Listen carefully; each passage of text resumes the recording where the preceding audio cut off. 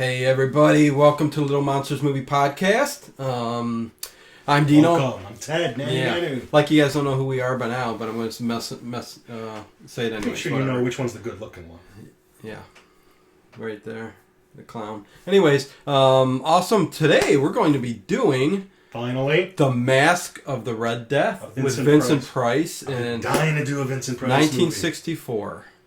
No little kids, no jokes, just straight up death, Satanism. Well, I still may say a couple jokes here or there. Oh yeah, but I'm just saying no kids in peril. Well, okay, Red Death is kind of a peril, but no, this is darker. This is more, like you said, from, satanic. Which we'll get into. I mean, this was one of what they call the Poe cycle that Richard Corman Edgar Allan Poe, the Edgar Allan Poe cycle, and Roger Corman. I mean, Roger Corman did 8 films. He produced, directed 8 films based on Edgar Allan Poe, and they're not in an order, but there's the Fall of the House of Usher, right. Pit and the Pendulum, Tomb of Ligeia, The Raven, Mask of the Red Death. There's Tales of Terror, Premature Burial, and there's another one I'm forgetting it. Yeah, close enough. It's gonna bother me now.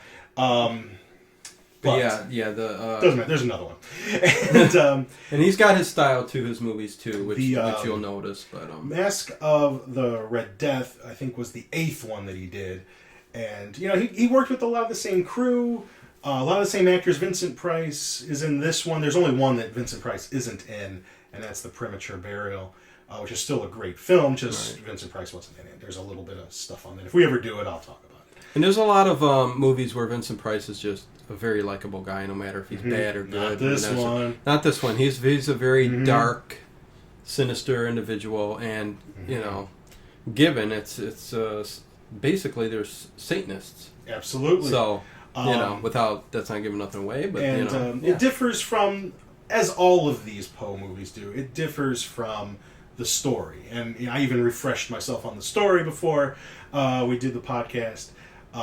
The story's only a few pages long, so to flesh it out into a story. Normally, Roger Corman used Richard Matheson as the screenwriter on this. He's not on this one, but you might know Richard Matheson. He was a novelist in his own right. They did movies based on his books.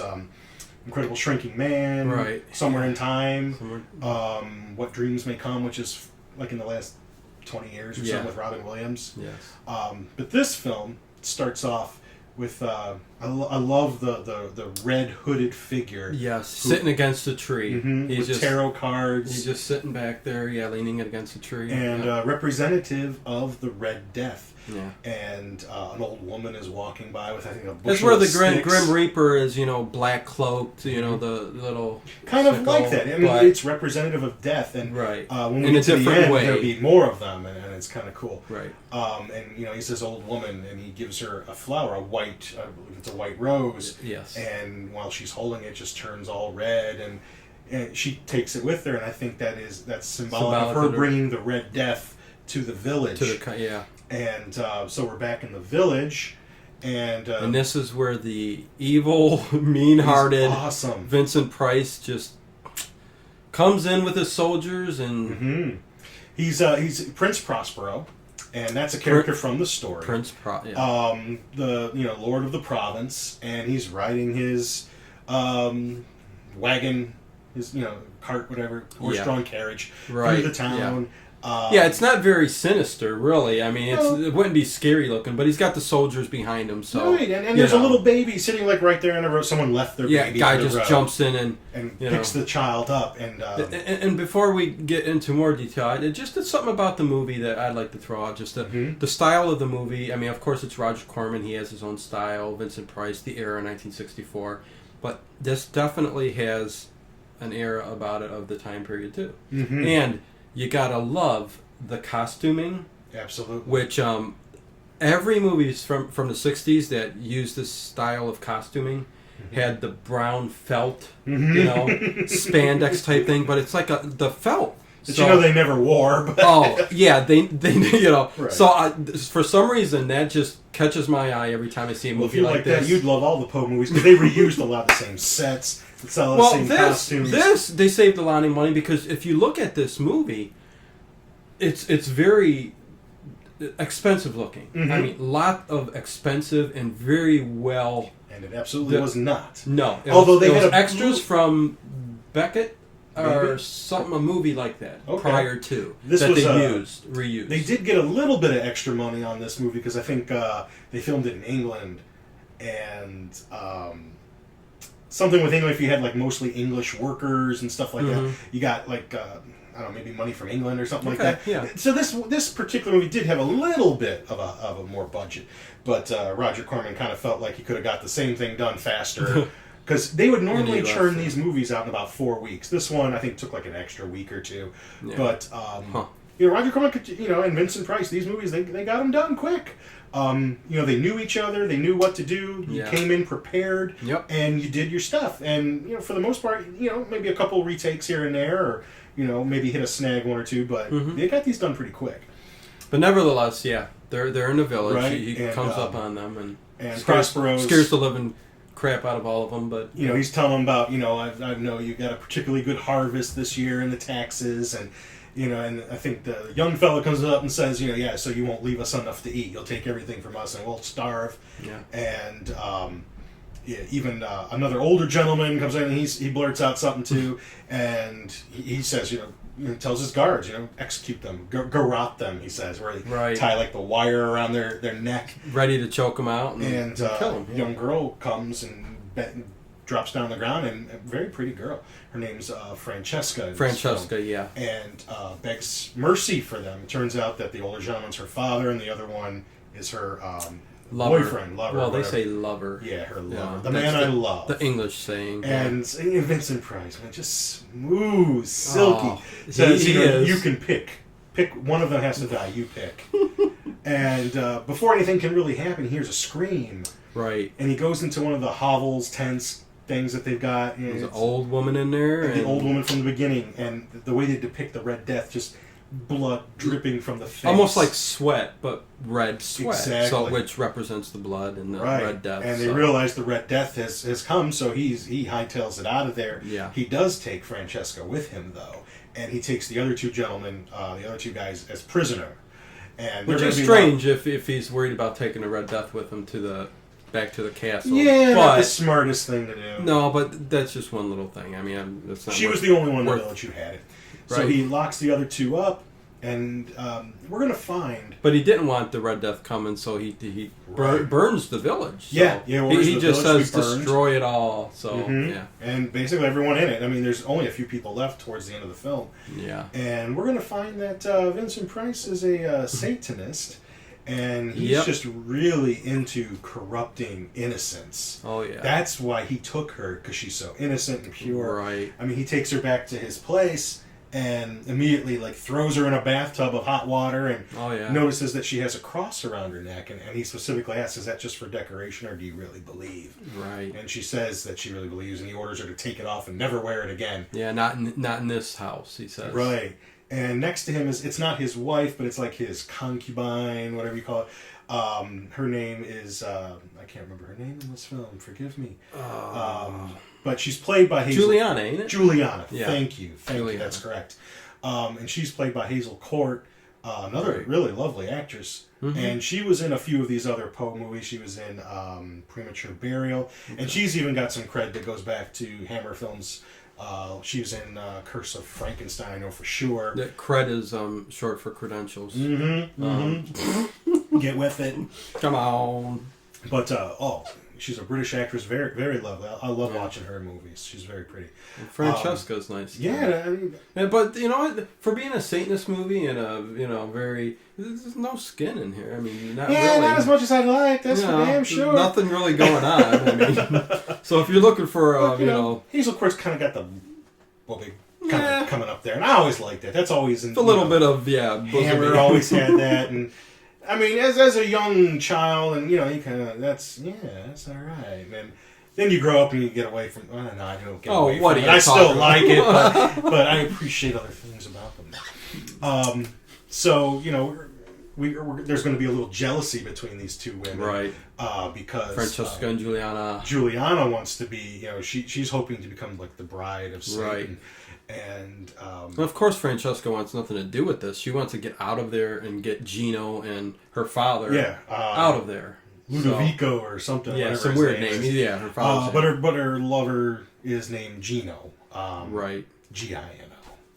And also as they rode into the castle, Vincent Price gave orders for invitations to go out to all the nobility in the nearby village. I think this takes place in Italy, and he wants them all to come to his castle to have Fun and days and nights of revelry and to be safe from the plague Right. outside. Although did he send them there before he went to the village and burned it down, or? It was after, like when he got back, he sent Okay, orders so- to send okay. everybody and bring Okay. them all in, Okay. if I remember correctly. Yeah. So, I mean... And he threatens them all. You're all safe here. Nobody leaves. Right, and it must have happened really fast, because after she takes a bath, they come down like, everyone's there already. So, I mean, everybody just must have got on their horse and, yeah! We're getting a Red Death is coming. What? Another Red Dead. And I did notice one of the characters is played by Patrick McNee. He plays this character named Alfredo, and I just remember him from Clockwork Orange as one of the guys that the Droogs go in and they end up like breaking his back and horribly, raping his wife.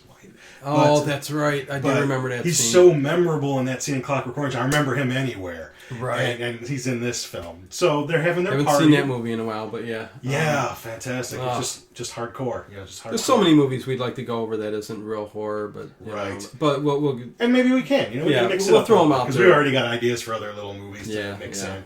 But they're going to have their little party, and this is a part that we were talking about before we started the show. Yeah. A little dwarf Court comes out, gesture, like a or court whatever. jester type dwarf comes Yeah. out, and his name in the film is Hop Toad. Hop Toad. And a little girl comes out who we think is a little girl, like a ballerina in the Right. film. Her name's Esmeralda, and Prince Prospero and his friend Alfredo are sitting and they're watching, and she's doing a little ballet dance. Yeah, like a little girl would do, dancing around and stuff, and Mhm. and that's why. And Alfredo, bends down next to Prince Prospero. Oh, and isn't this an uncomfortable scene? It is an uncomfortable scene, and this was prior to me knowing that, right? Because we don't know that. Yeah, because he gets mad at the girl for She accidentally knocks over his goblet of Right, wine, right. and he just smacks her to the ground. it's a little girl. He just Right. beats, boom. Right, and But we come to know, I'm not sure when or where, but this isn't a little girl. This is a woman. right. This is a woman who looks like a little girl, and part of the scene that's uncomfortable for me is he's asking Prospero, like, "Where did you find her?" And Right. I mean, he's got This kind is what- of yeah. lustful Right. kind of eyes for this little Mhm. who we think is a child. Well, it's actually played by a child. Esmeralda Yeah. was played by a little Oh, girl. yeah, yeah. But later on, when she speaks, you realize she's got a woman's voice. And this, what we were talking about before the podcast, is they actually took the filmmakers actually took another short story from Edgar Allan Poe called Hop Frog, and incorporated that as like a little subplot in the movie. And I'll kind of point out as the movie goes on where that comes from. But this is a story about the Hop Frog is a story about a dwarf and his little. They're in love. Right. That's how this story plays out. That they are in a relationship together. So when Alfredo knocks her to the ground, You'll come to that find dwarf out that wants he took that revenge. to heart. Yeah. and he's going to get it. Yeah. But even obviously Prince Prospero, Vincent Price realizes that he overstepped and takes another guest's goblet of wine, and throws it in his face. Oh yes. Oh, Vincent Price in this movie, he just Drips no, evil. Oh, not just that, just power too. Like nobody can touch him. He's just golden. Nothing happens to him. That's how I feel about him in most films. I feel like He's that just for so myself. That I'm like that in real life. good. Yeah, you kind of run your house this way. Don't you? Yeah. And, that drum up. No. and then he presents Francesca. Juliana brings Francesca downstairs, and she's all gowned up, looking great. Yeah. And he presents her to the court. And he's even boasting, how he just wants to corrupt her. And knowing all of this in your mind that it's satanic, and you start knowing the storyline and stuff like that, it's very mild compared to, but you keep going back to Eyes Wide Shut. In my head, I am, because they're all dressed up, which they'll do later on when the masquerade. The masquerade, but.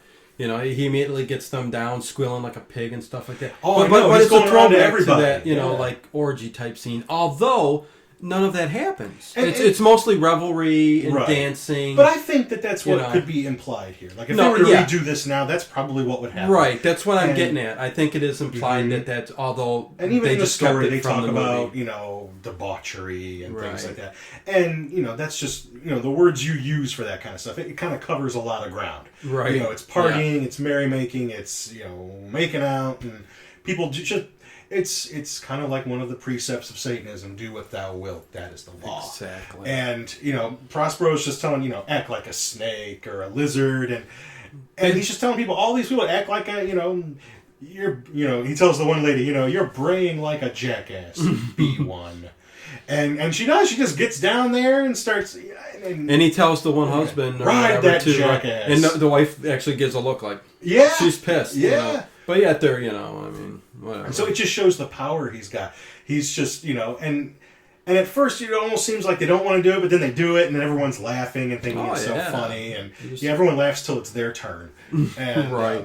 So this is kind of just setting the scene of everything. It's just a bunch of people just doing what they want, just enjoying like the end of days, partying like it's on sale for $19.99. Yeah, they're all just partying down. He's right, but I get what you're saying about Eyes Wide Shut. I mean, but Eyes Wide Shut has a whole different thing going on. No, but that kind of scene, the concept, that's kind of what that's When you think of Satanism, you think of orgies and stuff like that. Film, actually, me. That film has so many levels. No.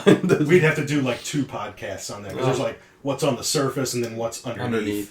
Stanley Kubrick, right. So I do like in this the coming scenes here where he shows is it his bedroom, and then it's not his bedroom, it's just chambers. Okay, but separate chambers throughout they walk through adjoining chambers. There's like 3 separate chambers, all different colors to get to his the evil satanic room. And that's actually something that's in the story too. They don't I think in the short story there were 7 chambers, and each one was a different color, and the final one was all draped in black velvet, and that's kind of how it is here. The first chamber's in yellow, right? Yeah, and he boasts to Francesca. He's taking her and he's showing her all these rooms, and it's like almost a vertical. This room looks identical to the next one. Almost that's just a different color. Yeah. He says that his father locked his best friend in here for something 3 years. For 3 years, and when he finally released him, he couldn't even stand looking at the sun anymore. And you find that his whole family has just been like this, trying to, just find breaking points in people and how to get people to do what you want to do. Torture, absolutely. Yeah. They go to the next chamber, and it's all draped in purple, and I mean everything, like in that yellow room and the purple room, everything, from the candles on down. And then they'll go into another chamber, which I believe is all white, right. And then they find the far chamber, which he doesn't want her to go into yet. Right. He hasn't quite gotten her to the point where he'll take her in there yet. He doesn't want to expose her to that yet. Yeah, that's his. That's like his little den to Satan. There, that's where he does his rituals and his prayers and as of right now, it's supposed to be Juliana who he takes in there and corrupts. There's a throne up there and a coffin. Yes. That he lays, because they're going to be laying in that later, like in some kind of little hypnotic trance. He and Juliana. So this is it's just setting it all up. Like she's just questioning him, he's answering, and they're just having that quid pro quo back and forth. And it also reminds me a lot of the sets on the Star Treks, the original series. Oh yeah, how so? Just the style. I mean, really? Costume wise, set wise. When they go to different planets, and you get that. As long as you're not wearing a red shirt. Exactly. But anyways, off topic again. No, I'm sure a lot of these studios kind of shared sets and things like that. And it could just be the time period. I mean, Star Trek was, the 60s there too. So well, actually, I think 66 to 68. This Yeah. film was 64. So. Right, so close enough. I mean, just, you know. I mean, and I love like the scene after he's done talking to Francesca. You just get like a little panoramic of the castle, Where just the pillars and just that Yes. whole room there. You just get a good look at it. And there is a lot of detail in these films, same as Hammer movies. Oh, yeah. You know, and they did use a lot of these sets. Like if you watch a bunch of these Poe movies in a row, I know that chair. Oh, I know yeah. that. But it's just good detail. Well, you good take set work. right. You take a good product and they just kept using it. I mean, Right. you know, I mean, no point breaking down a whole set again because hey, you know, we're gonna make another movie and we'll just reuse it. exactly. Haunted Palace. That's the other Poe movie. Oh, you gotta be kidding me. I knew He would come up with it about 10 minutes later. Yeah. That's Ted. Which for you. actually isn't. It's only borrowed. It only borrows a title of a poem by Edgar Allan Poe. It's actually the movie itself is actually more of a H.P. Lovecraft story. So, Okay. but it's a great one, and we'll do it eventually. Yeah. I'd love to do a lot of Vincent Price movies. These are probably my favorites. I remember We'll get to him. just sitting there on Superhost or Big Chuck and Little John and watching Vincent Price. We should just do an 8-hour podcast of all his movies. Awesome. That'd be awesome. You know, And, I mean, I'd have to get a little bit more comfortable though, and you know. Yeah, I brought maybe, a cushion for today, but this chair's got. Yeah, just to spring. let This you is what know. he gives me to sit Yeah, in. Ted's been sitting on a very hard little couch here. For you, I do it. Spring going right up my dupe. What are you gonna do? Um, Anyways, yeah. So, Francesca's very. she's in her bed. Yeah, she's she looks sleeping. very, you know, And very isn't it nice like in her when bed. when she does get up, like it's all open window. It's just all wide open. Like that Red Death could just blow right in. Oh yeah, I mean. But they make a point that she's got her cross necklace on the side there, and then it disappears, and I think there's just like a streak of blood there.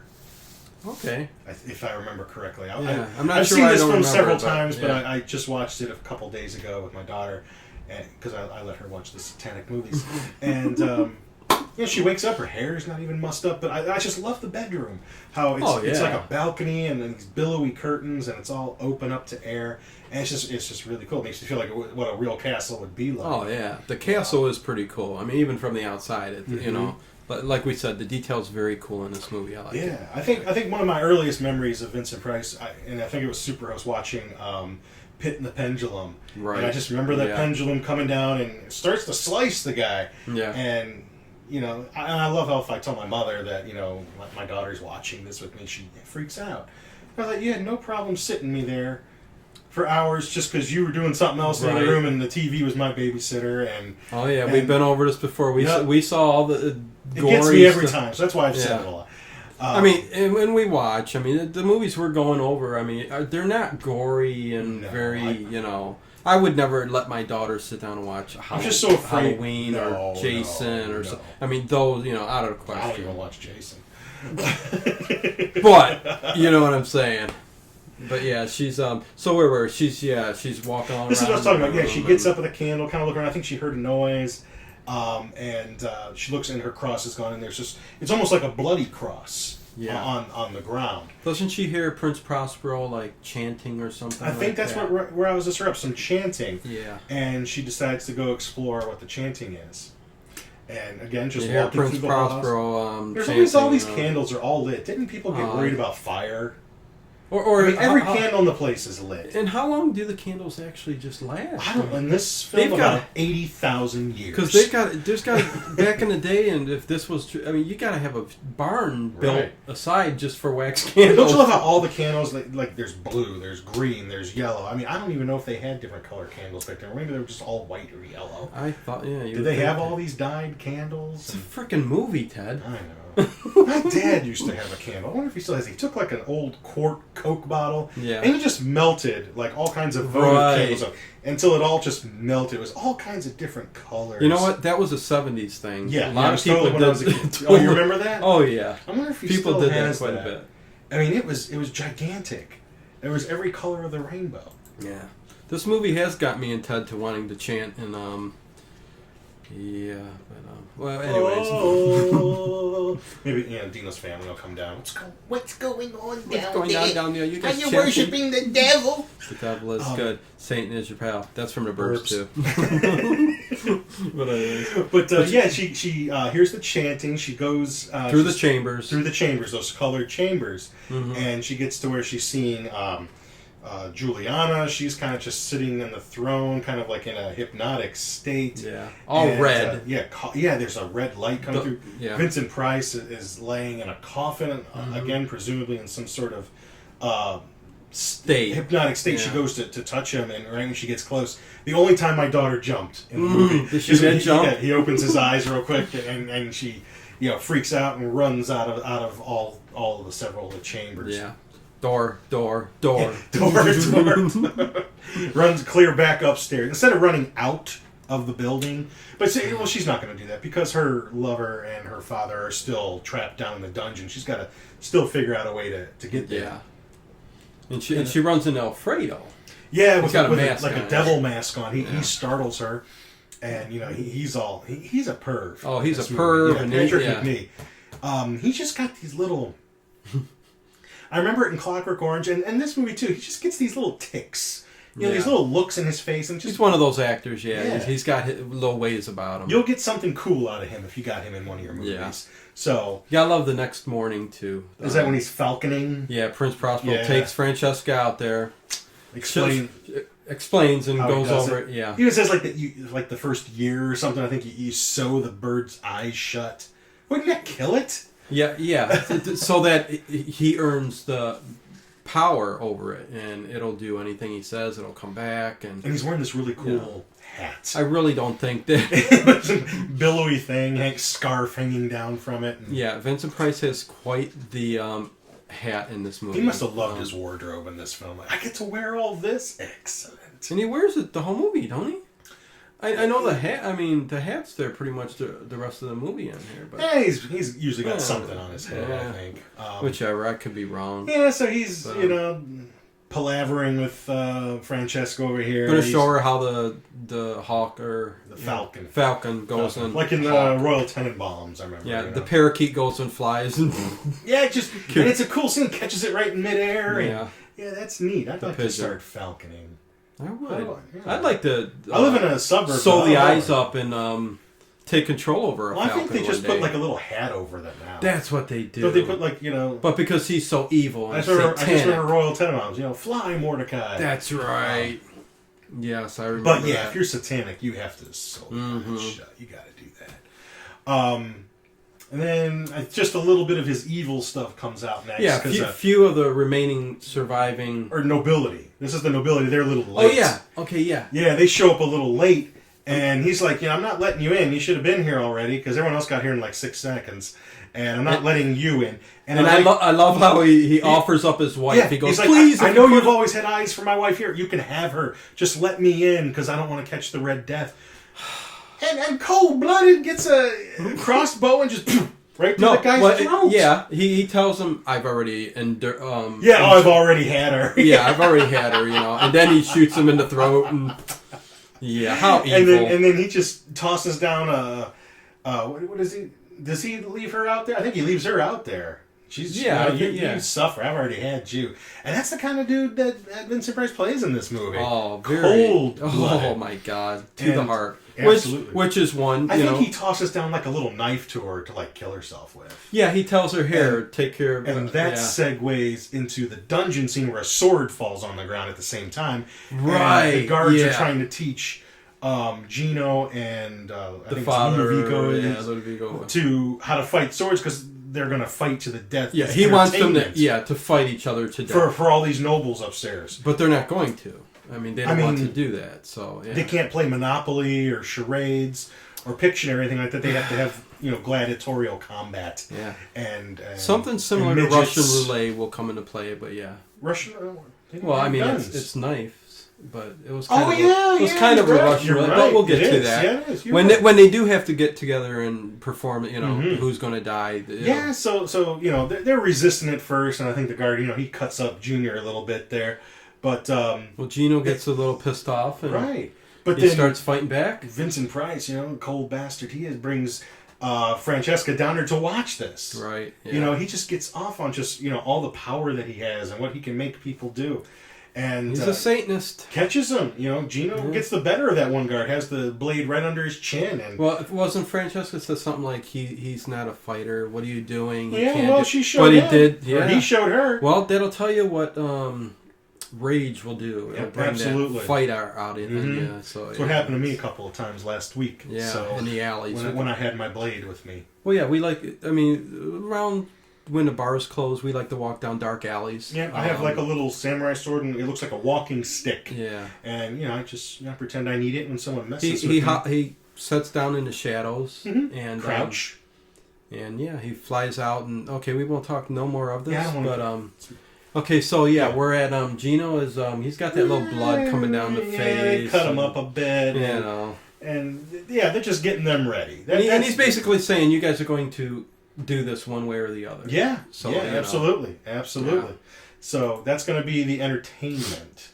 And he takes her down through. I'm sorry. Yeah. No, Then he please. takes her down through the cellars down lower where all the people are tortured and stuff like that. Yes, he's got people just locked up. That just that you can torture. Do you for hear fun. him? Do you hear him yelling and screaming?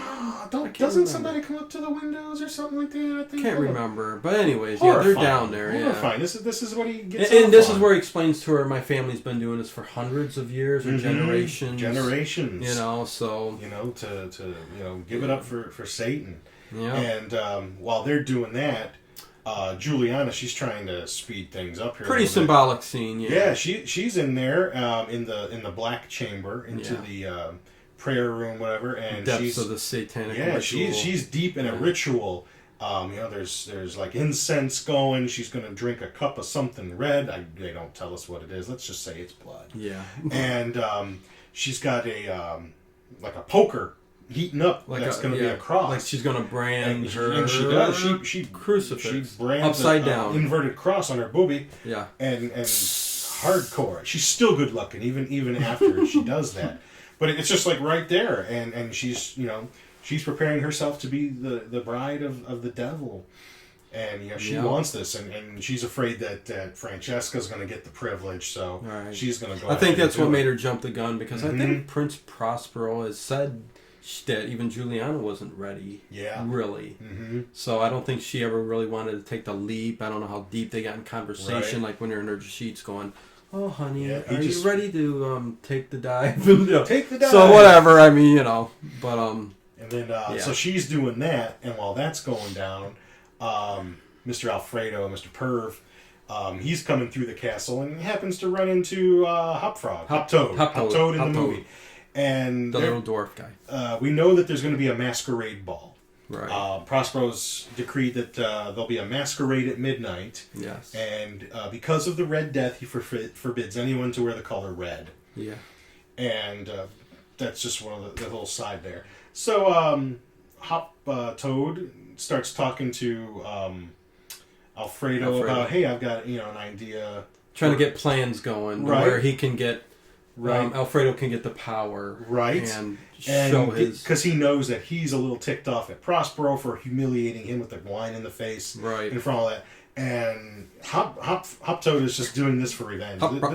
He wants his revenge for the way that he humiliated the woman he loves. Yeah. Esmeralda. So you don't really pick up on that, or you kind of do. It's a kind of a three-way thing here going on. Watching this scene, you don't really get that the dwarf is looking for revenge yet. That's going to become. You kind of think once it happens, actually trying to help him out, but then But it makes sense, right? And if you have read Hop Frog, right, you know already what's going to happen. It's just done to a smaller degree in this film. Oh, the whole scene? Mm-hmm. Well, that comes on later? From the masquerade, Okay. In the short story, what happens is he suggests for Alfredo to wear an orangutan costume, and that he will be the keeper. Not an orangutan, it's a gorilla. Is it a I'm sorry. In the short story, it's orangutans. Okay. In the short story, it's orangutans. You're thinking of the story. But in the short story, it's all of them dress up like that. Okay. Okay. And what he does to Alfredo, he does to all of them. Ah, okay. So in this, he Hop-Toad convinces Alfredo to wear a gorilla outfit and Yes, it is a come good in, he says you'll be the center of attention. Mhm. You'll show up Prince Prospero pretty much. Right. And that's what happens. And He's slick. He's a cool actor. He is. I was going to say the only other small statured man is the guy in the Game of Thrones. Oh, is it Peter Dinklage? Yeah, Pinker. He's a great actor. And this guy season finale today.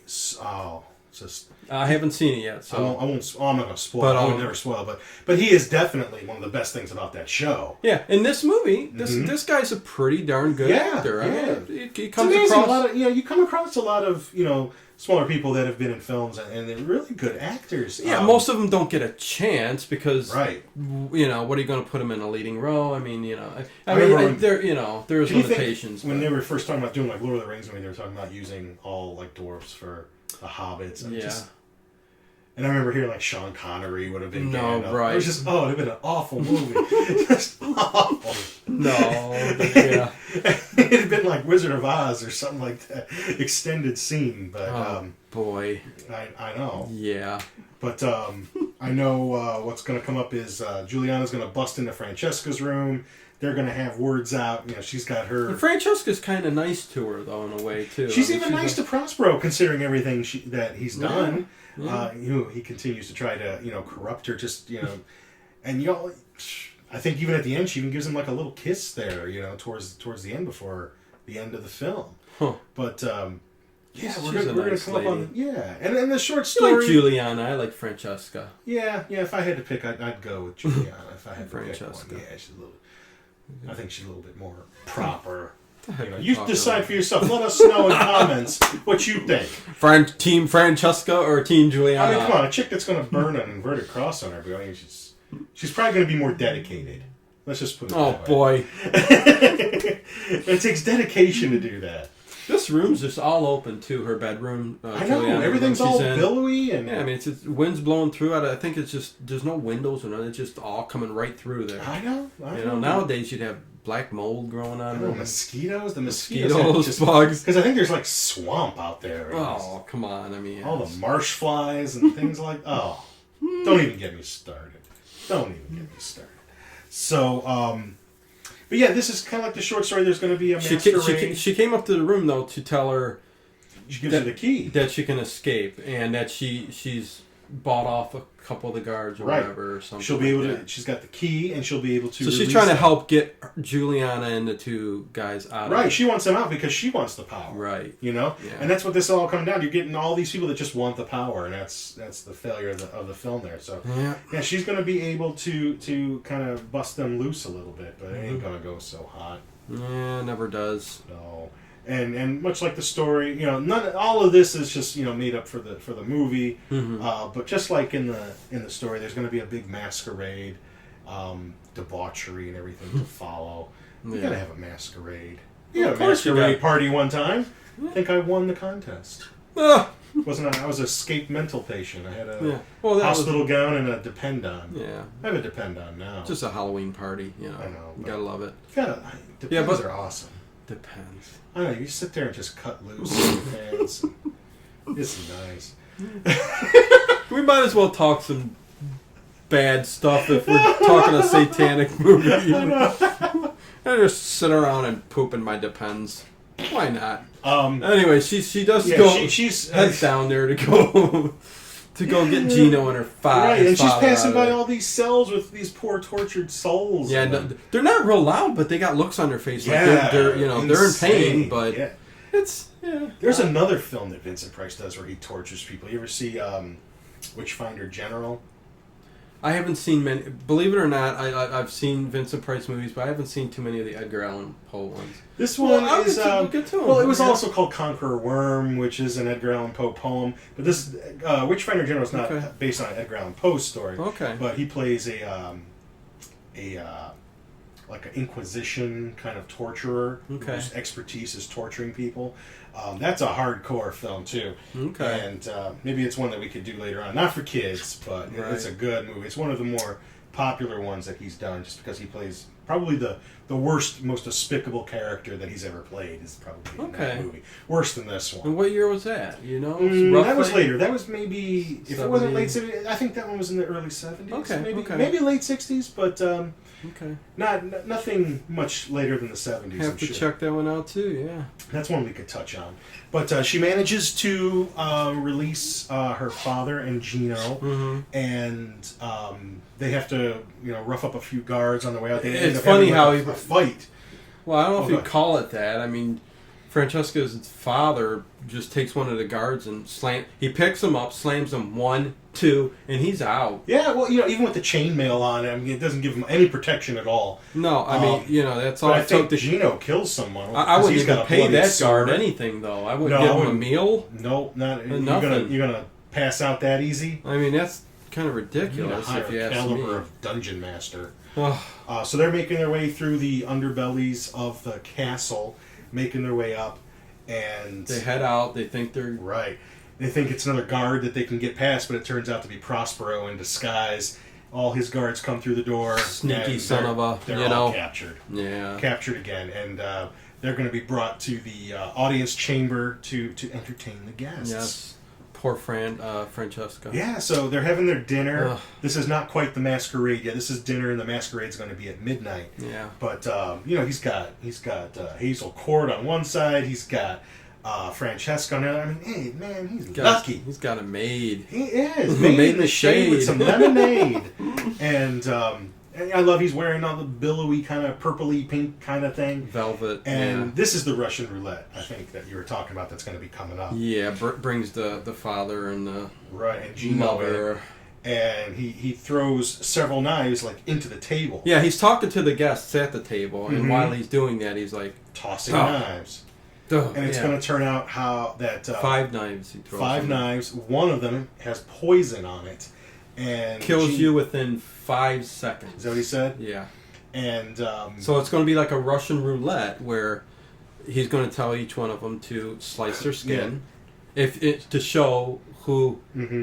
Like he tells the father something like, "Do you care more for your daughter that you would die first or him?" So the father comes up first and shows that he would let them to live longer, So and then they keep going back and forth, and because when she was given that choice at the beginning, she didn't say anything, and then just that old woman that had the Red Death that kind of put the stop on that. So the father, he cuts himself first. I mean, I hate when people have to cut themselves. That always gives me the willies, doesn't it? It does. It's just like, even though it's fake. And he's taking the knives, and they're that all... first cut too. Vincent Price has got a look on his face like, really. He's like, "Oh, you didn't die." Anytime you watch somebody cutting themselves, even though it's fake, you think, "Man, who could?" And the guys, the nobility at the table, they're enjoying it, man. They're like, one guy's got a knife, he's cutting an apple, he's eating it, and laughing. They're just all laughing. Oh yeah, waiting for someone to die. They're all despicable, fat, rich people.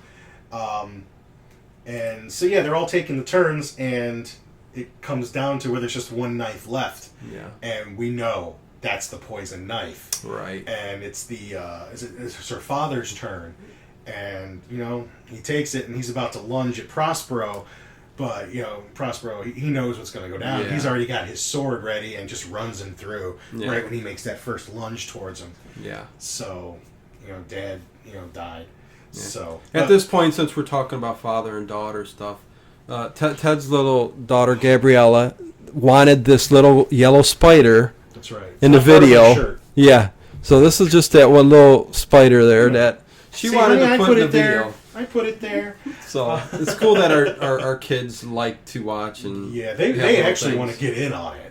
They want to get in on this. We can't have them sitting here talking about the movie. Yeah, sorry kids, you gotta get your own podcast. Wouldn't work out too well. Right. There's not enough that you won't get seen. There's not enough room for this. There's enough room for them to sit on this big couch. Enjoy Daddy's talking. Anyways. That's right. Anyways, what comes next then?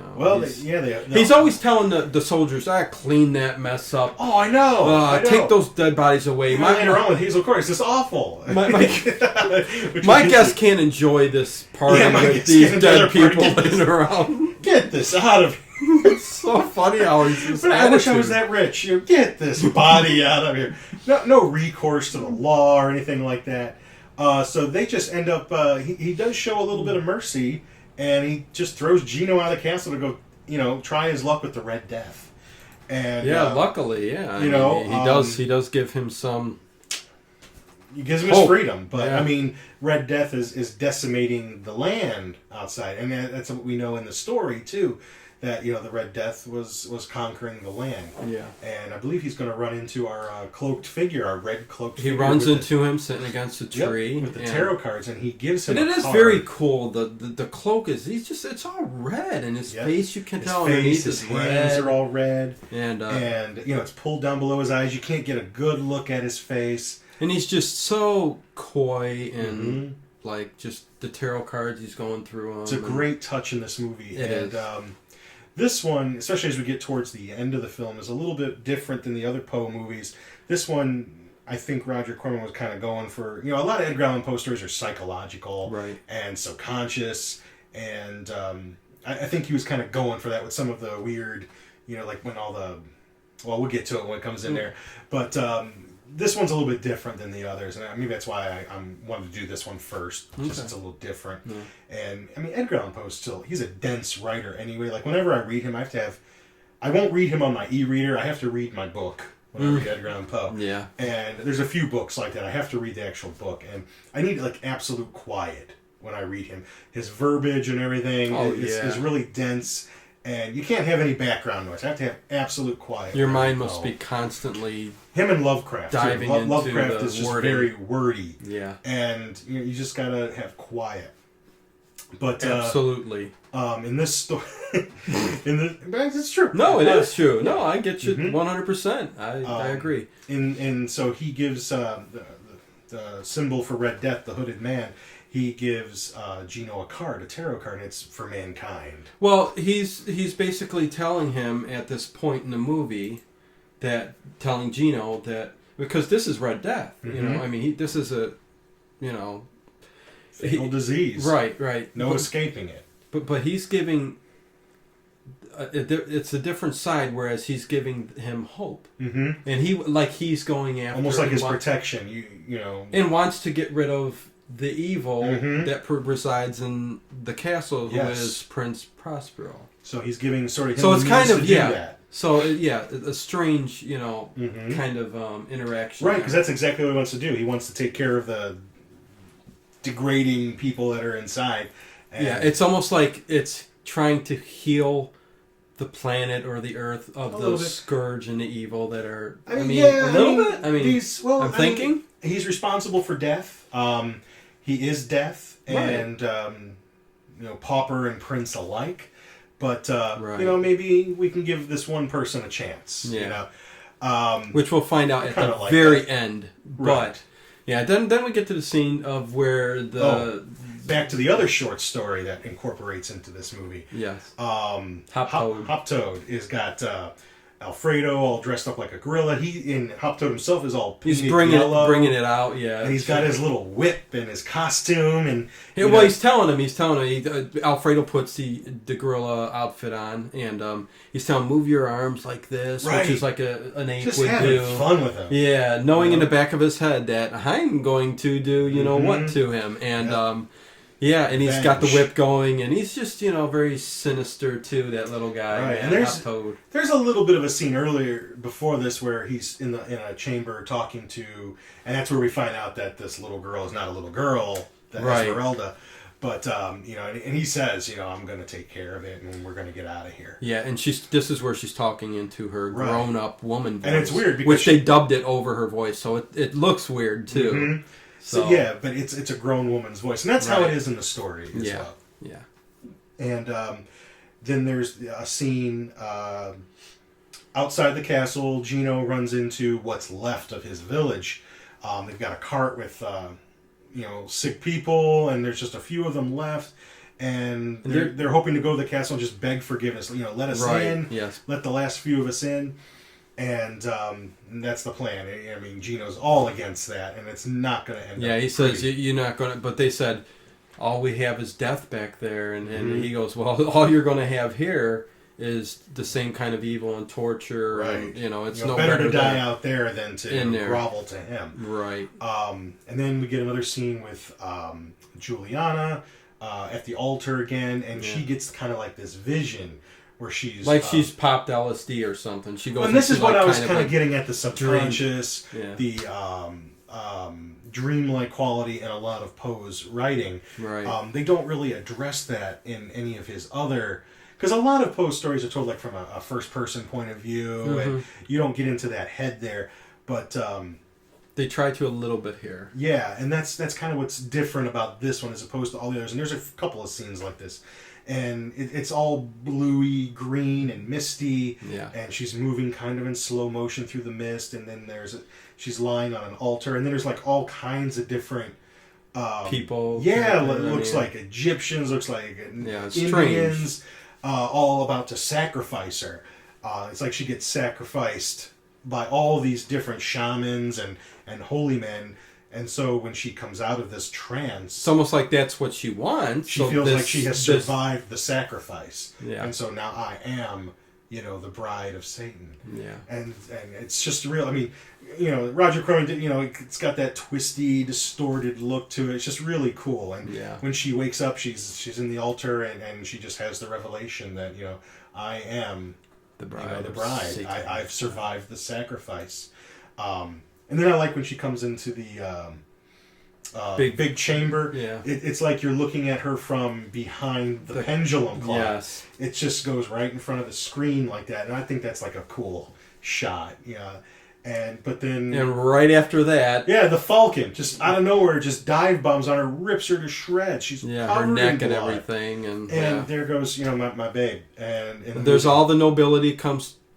the coming masquerade now out starts. And Prospero, he comes down there and Again, he says, "Take this away." we can't have revelry with this corpse here. Take her away. What does he say? He's like she's better off, kind of. or- she's with Satan now. Yeah, so And- she's in a better place. She's with Satan now. I mean, so. he's just no care. He doesn't care. wow. However long this took to and build this even the people that relationship. come to the party, like one lady screams, everybody else. And he's like, "Get this out, clean it up." And that's clean this body up. the masquerade will be starting Yeah, soon. masquerade, let's go. Masquerade.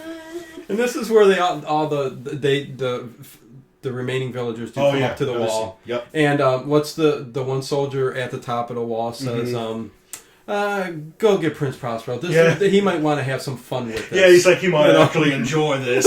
Yeah. I mean, yeah, because it's a couple of families. Like one of them's got a little girl left, and Gino's still trying to convince him.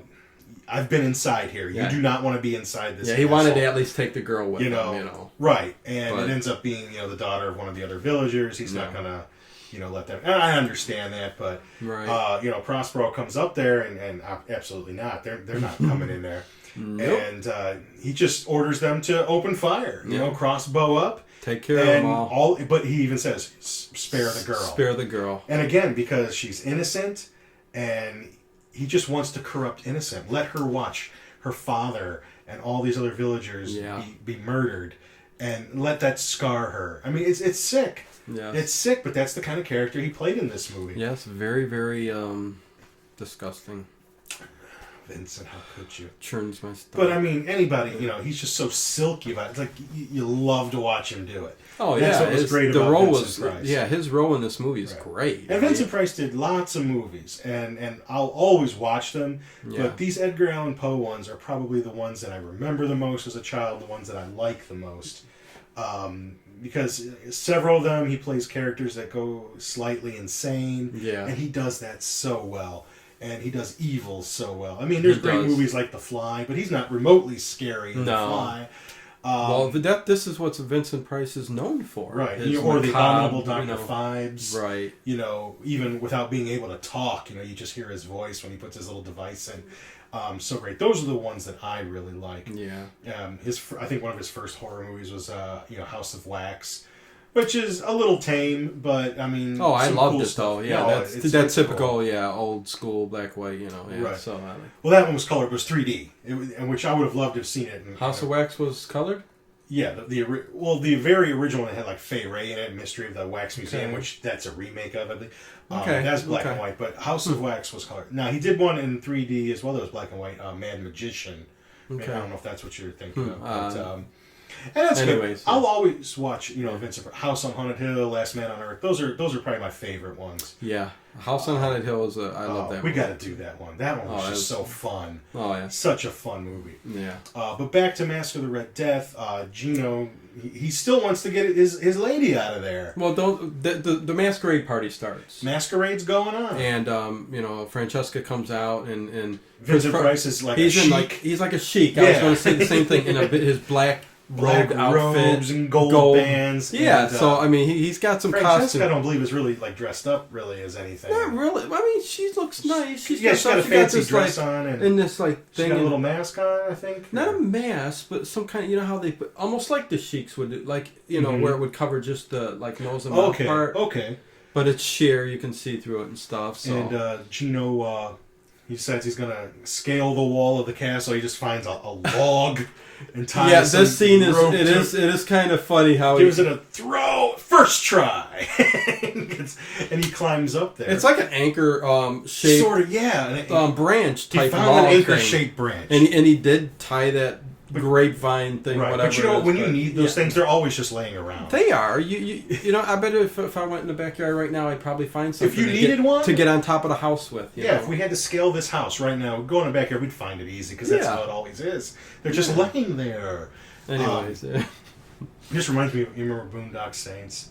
When he gets the rope and the one brother asks him why he's getting the rope. He's like, Charlie Bronson always has a rope in the movies and he always uses it. Right. Oh, that's right. Boondock Saints, another awesome I know. 2 movies, right? Yeah. I just love the first one. Oh, Second but the one first- wasn't as good for me, but Right. No. First not one. bad, just not as good. First one, great. Though, yeah. But yeah, I love the and he always uses it. And he That's always the thing, uses you rope. You always need rope. You always need a rope. So- Climb up a wall. And when he gets up the Tie up a man. and unfortunately the castle wall isn't even that high. The turrets aren't even. Yeah, he's just And he climbing gets up there, and gets and, up. and the robed death figure is up there again. Yes. And he even instructs him that He tells him basically to stay there. yeah, stay here. I I'm will going to s- take care of it. He says, "I'll send Francesca To out when you. it's time." Right. And this is where it's going to. Thank you very much, Red Death. Yeah, it's You like, know, what? I mean- What could you told me that before I scaled the wall? You could have told me this down there before I put Yeah, that how whole about when thing I together. got that card from you? Couldn't you just told me? Come on, You man. could have told him, stay here, stay put. But yeah, whatever. But anyways, yeah. It's the movie. But we love it. Then they after that masquerades in they go full right blow. back to they're partying And, down. Alfredo's coming down with the gorilla costume. Hop Toad has got his little cracking Whipping it. and everyone's loving it. And he gets he's got this plan. I love Everyone this. just lets I him love do this. it too. Because Alfredo's just a terrible guy Yeah, too. So very I actually despicable. love this scene. But he you know. manages to get in a playful way, gets Alfredo down on the ground, ties him up. Well, and while Lowers he's the doing this, chandelier. he's lowering the big old candelabra chandelier Yeah. type thing or whatever And ties from the him to ceiling. it. Ties him to it. Because he's got that mask on, he can't even really see what's going on. Yes. And Hop Toad just jumps up there and They shoot the Prince Prospero going, look at Hop Toad having fun with right. Alfredo. And he from earlier. knows. I mean, Prospero, you got no doubt. He knows what's going on. Yeah. He's loving it.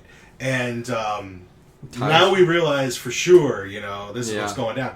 And Hop Toad takes the brandy or whatever Yeah. it is and douses it all over I him. forget what he says, but he's It doesn't Shoot, matter. yeah. He just sets him afire. sets him on fire. And in the short story of Hop Frog, he had all the guests dressed as orangutans, and Hop Frog does this to all of the nobility. He sets them all on fire. Okay. And, with their costume just goes up like that. Yeah. And they're all in flames. So that's how the story differs. But I like how the writers took that little bit of a story. Oh yeah, that's awesome. That, and they made it all make sense. It with shows Mask you of the that Red they Death. really took Mhm. took to heart everything Right. that the movie's about. And they you know. looked at Edgar Allan Poe, and then, Right. they took care. I mean, they realized that these were short stories, and they had to flesh them out to an hour and a half long film. Yeah. And I think they did a fantastic job, especially the ones that Richard Matheson wrote on. Mm-hmm. But all of them are great. And from what I understand, this script needed a couple of rewrites. Yeah. This was actually supposed to be, I think, the second one that they were going to do. He wanted to do Mask of the Red Death second, but he just Roger Corman just didn't get a script that he really liked until they started incorporating some of these other things, and that's what made it kind of cool. So it actually ended up, instead of being the second one, it ended up being the second to last one that they did, the 7th out of 8 that they did.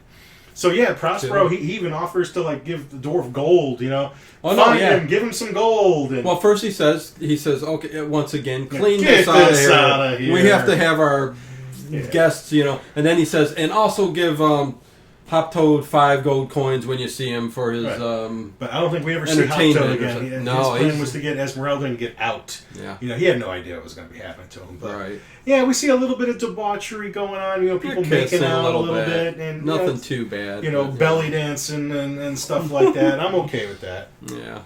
I'm okay with a little belly dancing in the Purple Room, and it's all going through chamber after chamber. But then what happens is, out of the corner of their eye, they see this red figure flowing by. Yeah, he goes, I forbid anybody to wear red here. So he's going to chase him down, and they keep seeing him, and he ends up cornering him in the black room. Yeah. And the figure looks a little bit different in that he's got a mask. Yeah, it's kind of like a what are those called? Yeah, it almost looks like a curtain with the the little fuzzy things that hang down. Yeah. So I don't really like the effect of it in the movie because when he talks, it kind of flails out. Yeah, that's kind I wish you could have done something about that.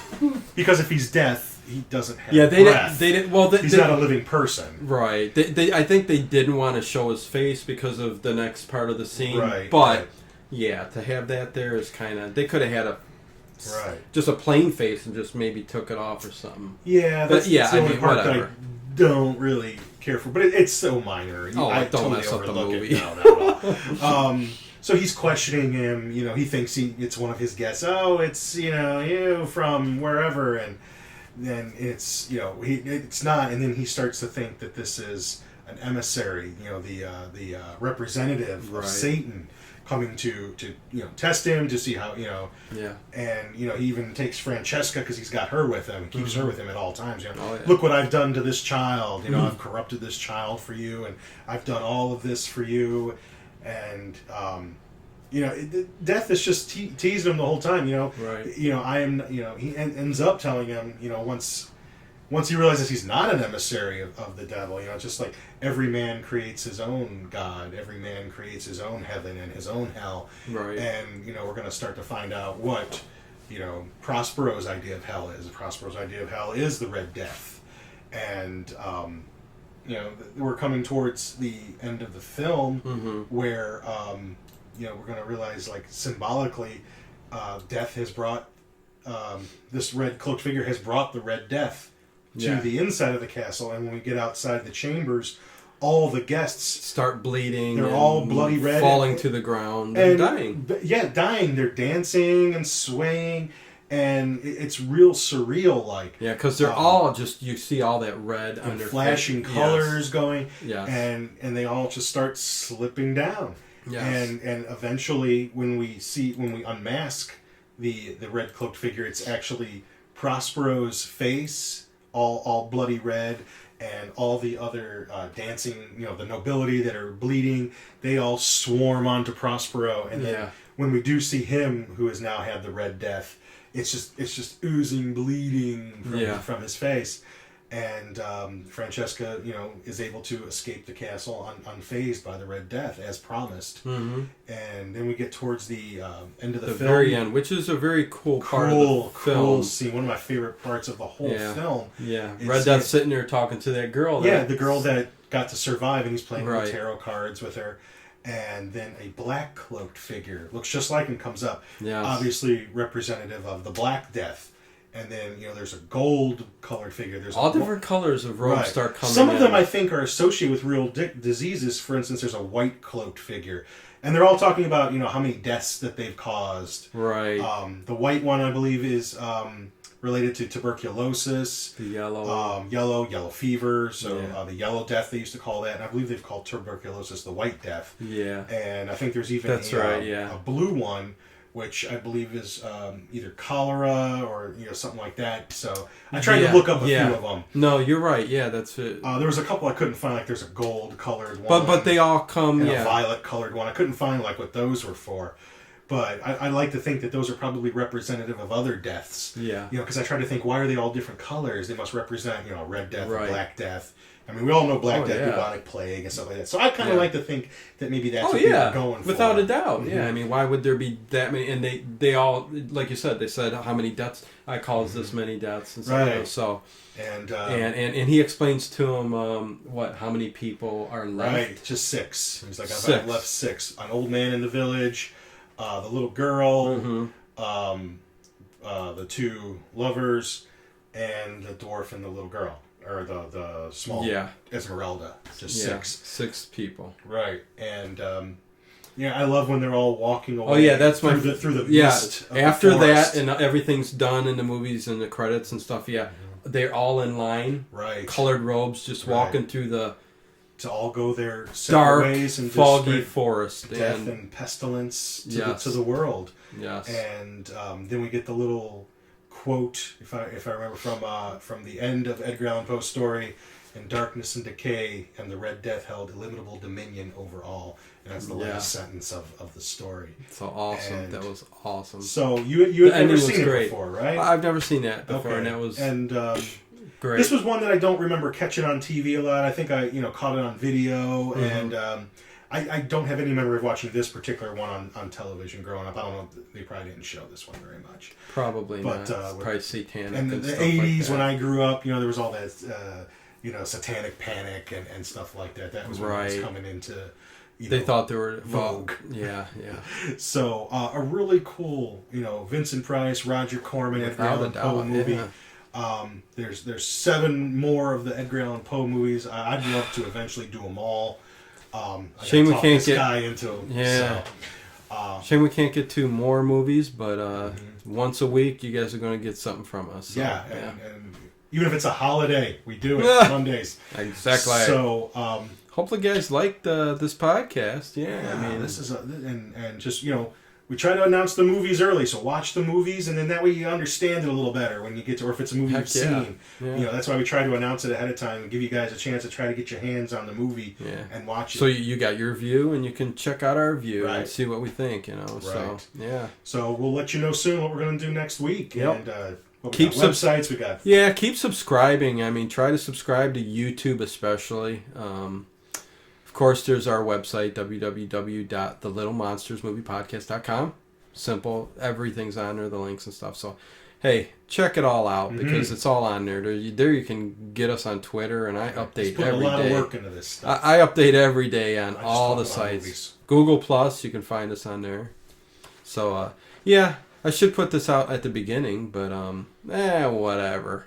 We're having fun. Absolutely. We're getting quite a big audience spreading out there, so it's cool. It's cool.